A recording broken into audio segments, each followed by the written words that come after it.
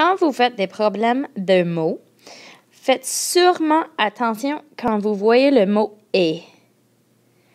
Tom a 2 pommes et une autre pomme. Alors, il a 2 pommes et une autre pomme pour un total de 3 pommes. Alors, quand vous écoutez le mot « et » ou vous voyez le mot « et », c'est possiblement une addition. Si j'ai 6 élèves dans une classe très petite, et je donne 2 biscuits par élève, j'ai donné 2 biscuits par chaque de mes 6 élèves. Alors, le mot « par », ça indique qu'on va peut-être faire une multiplication. Ici, j'ai 2 biscuits par élève. Alors, j'ai 2 dans chaque groupe et j'ai 6 groupes de biscuits donnés pour les 6 élèves. Un autre mot à noter, c'est le mot « chaque ». Alors, si j'ai mes 6 élèves encore, maintenant j'ai 4 élèves, et je lui donne 3 biscuits chaque, maintenant je peux dire que j'ai mes 4 élèves fois leur groupement de 3 biscuits. Alors, avec le mot « chaque », on a une multiplication. Le mot « achète » est des fois une soustraction et des fois, ce n'est pas. La raison, c'est que si quelqu'un commence avec un sac d'argent et elle achète quelque chose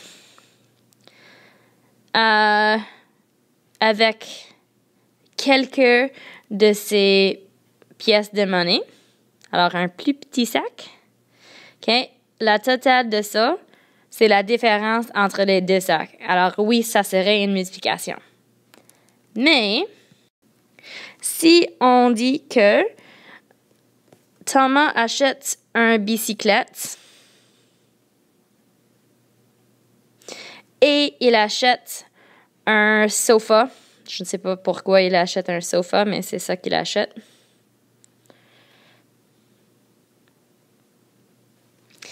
Alors, maintenant, j'ai 2 choses qu'il a achetées, mais on veut le total de ses achats. Alors, c'est la bicyclette et le sofa. Alors, ça serait une addition. Alors, attention avec le mot « achète », ça va dans les 2 catégories. Alors, faites attention. Je vais souligner avec un point d'interrogation. Le mot « plus » va aussi t'indiquer de faire une addition. Thomas a beaucoup de filles et de fils. Alors, il a beaucoup d'enfants, les mâles et les femelles.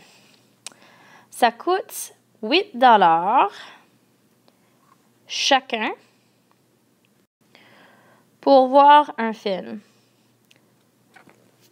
Alors, jusqu'à ce moment, on voit qu'on a beaucoup d'enfants et ça coûte 8 $ pour chacun pour voir un film. Mais on doit nous demander chacun de qui ou de quoi. Qui va regarder le film? Oh, c'est les filles et les fils. Alors, si les filles et les fils vont regarder les films, et ça va leur coûter 8 $ chaque, on va commencer à écrire. Alors, on a 8 $ pour chaque enfant. Filles et de fils. On voit aucun nom pour nous dire combien de filles ou de fils. Combien d'enfants. Alors, on continue notre question pour le moment. Un billet adulte coûte 16 $. Alors, ça, c'est un autre fait. Pour 16 $, on peut acheter un billet pour... Qui est-ce qu'on va acheter ça pour? Un adulte? Oui, mais qui est l'adulte? Okay, l'adulte est Thomas. Et ça semble dans la question que c'est juste le papa Thomas dans la question et ses enfants, nombreux. Alors, on sait que certainement, on va payer le 6 pour Thomas pour aller voir le film. Et on a le mot fameux « et ». Et on va payer aussi pour ses enfants parce que c'est toute la famille qui va chez le cinéma. Alors, 16 pour Thomas et 8 mais ce n'est pas juste un enfant pour 8 c'est pour chaque enfant. Alors, c'est 8 fois le nombre d'enfants qui vont. Alors, je ne sais pas combien d'enfants. Alors, je peux juste mettre E pour enfant pour dire que enfant, le nombre total d'enfants, multiplié par le frais, le coût de 8 en addition de M. Thomas, c'est 16 vont donner le prix du film pour la famille. On peut aussi écrire comme 16 plus 8E. Si tout ça, c'est des montants de dollars. Ici, on a Ashley qui gagne 5 pour sa fête. Plus, le mot plus. Le mot plus nous indique qu'on va faire une addition. Alors, je relis ma phrase. Alors, Ashley gagne 5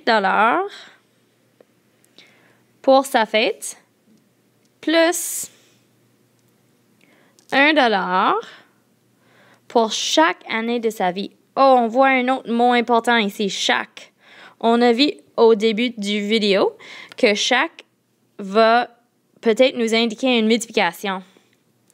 Alors, si j'ai 5 pour sa fête, garantie, excellent, plus 1 pour chaque année de sa vie. OK, alors je vais faire 1 fois tout le nombre d'années. Alors, si elle a 12 ans, je vais multiplier par 12. Si elle a 13 ans, je vais multiplier par 13. Mais, la question n'indique pas quel âge elle a. Alors, au lieu de ça, je peux juste mettre A pour son âge, pour le nombre d'années dans sa vie. Alors, j'ai 5 plus 1 par année. OK? Souviens que si j'ai 1 multiplié par un variable, je peux le prendre et je peux prendre le coefficient numérique. Et si je colle à la variable, ceci, c'est une multiplication. Alors, c'est 5 plus 1A. Ça, c'est la meilleure façon d'écrire la réponse parce que celui-là ne contient pas les signes de dollars et ils sont importants. Pour des nouveaux pneus, alors si j'ai une auto ici, j'ai 1 pneu, 2 pneus, 3 pneus, 4 pneus. Sur une bicyclette, j'ai 1 pneu, 2 pneus et la bicyclette. Je recommence. Pour des nouveaux pneus, ces choses-là, ça coûte 100 pour l'installation. Et, valeur inconnue, par pneu pour une voiture. Alors, j'ai mon voiture ici. Bye-bye bicyclette. Allô voiture. J'ai 4 pneus sur mon auto. Et j'ai monsieur mécanique ici. On va lui nommer Bob. Bob a besoin de 100 pour travailler sur mon voiture pour me donner des nouveaux pneus. Et voici le scénario de nouveau, un différent dessin. Okay? J'ai inventé Bob et j'ai inventé les nouvelles pneus violets. Je dis Bob, s'il vous plaît, mettre les nouveaux pneus sur mon auto. Bob dit OK. Tu dois me payer $100 et les nouveaux pneus, ils coûtent aussi. Tu dois payer tel montant d'argent pour chaque pneu. On va nommer ce montant d'argent X parce qu'on ne le sait pas. X dollars pour un pneu. X dollars pour 2 pneus. X dollars pour 3 pneus et X dollars pour 4 pneus. Alors, j'ai 4 groupes de X dollars. Et j'ai aussi le montant que je dois payer Bob. Je dois payer Bob $100 plus le 4X.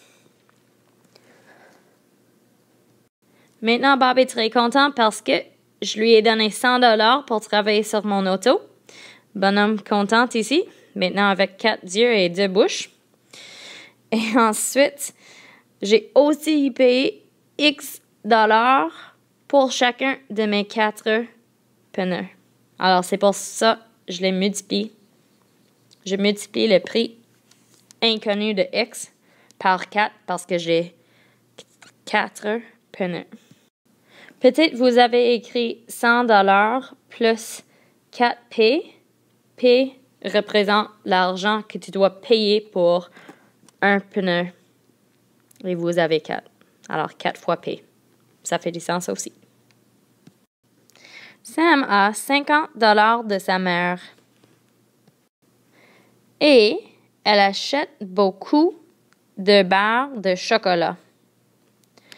Combien d'argent a-t-elle après ses achats? OK. Je vois ce mot « après » ici. Alors, avec le mot « après ses achats », c'est-à-dire que c'est à la fin, quelque chose est arrivé et j'ai quelque chose au début. Est-ce que c'est ça? Est-ce que j'ai commencé avec $50 au début? Sam a $50. Oui, elle a $50. On commence là.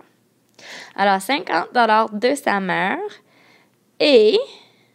Okay, le mot « et », ça nous fait penser des additions. Et elle achète beaucoup de barres de chocolat. OK? Elle achète beaucoup de barres de chocolat. 1 barre de chocolat, 2 barres, on ne sait pas combien. Ça ne dit pas combien de barres de chocolat, ça dit juste beaucoup. Alors, elle achète beaucoup de barres de chocolat. Et la question finit, combien d'argent a-t-elle après ses achats? Okay? Alors, les achats de barres de chocolat sont ici. Combien est-ce qu'elle reste de l'argent? OK, mais on sait qu'elle a commencé avec ça. Et si elle achète quelque chose, est-ce qu'elle va avoir plus de l'argent, comme le 1 nous indique? Si elle achète, elle dépense de l'argent, elle donne de l'argent, elle perd de l'argent. Alors, si elle perd de l'argent, personnellement, je vais faire $50 moins parce qu'elle perd le montant de l'argent qu'elle a dépensé sur ses barres de chocolat. Okay, moins ces barres de chocolat, je vais faire B. C'est beaucoup de barres de chocolat, alors peut-être je peux faire BB. Non, je ne vais pas, je vais juste garder un variable. Alors, on a commencé avec $50. On fait moins parce qu'on dépense sur des barres de chocolat. Et ça nous reste un tel montant d'argent. Alors, je pourrais dire que ça reste A pour l'argent qui reste. Ça ne fait pas de différence. On sait qu'on commence avec 50. On sait qu'on dépense de l'argent sur des barres de chocolat. Et après ça, on ne sait pas. Alors, c'est totalement correct de finir ta question juste là, avec une expression et non une équation. Ici, on a Jean qui donne sa fille $1 par tâche en nettoyant la maison. Peut-être une tâche, c'est nettoyer sa chambre. Peut-être une autre tâche, c'est nettoyer, faire la lave-vaisselle. Une autre tâche, c'est de nettoyer ses jouets dans le salon. Une autre tâche, je ne sais pas, tu vois l'idée. Et, je vois le mot « et » ici, ça me fait penser d'une addition. Et 2$ par tâche dans l'arrière-cour. Alors, en arrière de la maison, on a beaucoup de gazon. Peut-être une tâche ici, c'est de nettoyer tous les jouets à travers le gazon. Peut-être une autre tâche, c'est de ramasser les feuilles d'automne. Peut-être une autre tâche, c'est de trouver des citrouilles et de faire des belles décorations avec des citrouilles. Je ne sais pas. Alors, pour chaque tâche qu'elle fait, dans l'arrière-cour, elle reçoit 2$. Et pour chaque tâche qu'elle fait dans la maison, elle reçoit 1$. Commençons alors. Jean donne sa fille 1$. Je vais commencer là. 1$, ça dit par tâche en nettoyant la maison. La maison. Alors, si elle gagne 1$ par... Okay, le mot me fait penser à une multiplication par tâche. Okay? On ne sait pas combien de tâches elle fait. Peut-être elle fait 1, 2, 3, 4. Peut-être elle fait plus. Peut-être elle fait moins. 1$ par tâche. Okay, dans la maison. Et ça me fait penser à une addition et 2$ par tâche à l'arrière-cour. Par, ça me fait penser à une multiplication. Alors, si c'est 1$ par tâche, je peux mettre un T, plus 2$ par tâche, je peux mettre un T. Peut-être vous avez fait une différenciation. Vous avez travaillé 1$ par tâche de maison, plus 2$ par tâche dans l'arrière-cour. Peut-être vous avez deux variables différentes. Peut-être vous avez deux variables de même. On ne sait pas combien de tâches elle a fait, alors on représente ça avec un variable. Dès que quelqu'un nous dise, OK, elle a fait 2 tâches dehors et 2 tâches à l'intérieur.